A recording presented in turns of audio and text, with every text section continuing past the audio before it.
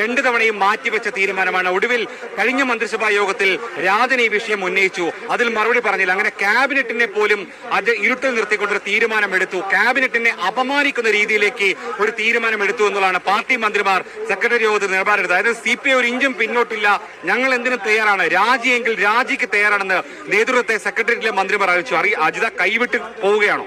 ഇക്കാര്യത്തിൽ ഈ ഒരു നിലപാട് CPI മന്ത്രിമാർക്ക് പൊതുവെ ഉണ്ട്. കാരണം 2 മന്ത്രിസഭാ യോഗങ്ങൾ ചർച്ച ചെയ്തപ്പോഴും ഈ PM-ശ്രീ പദ്ധതിയുമായി സഹകരിക്കണോ എന്ന കാര്യത്തിൽ ചർച്ച വന്നപ്പോഴൊക്കെ കടുത്ത വിയോജിപ്പ് രേഖപ്പെടുത്തിയത് CPI ആയിരുന്നു.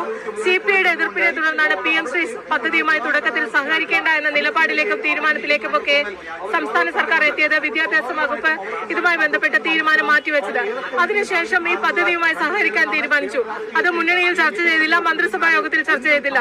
ഒരു മന്ത്രിസഭാ യോഗം ചർച്ച ചെയ്ത് വേണ്ടെന്ന് വെച്ച ഒരു തീരുമാനം അത് വീണ്ടും നടപ്പാക്കുമ്പോൾ അടുത്തൊരു മന്ത്രിസഭാ യോഗത്തെ വിശ്വാസത്തിലെടുക്കാൻ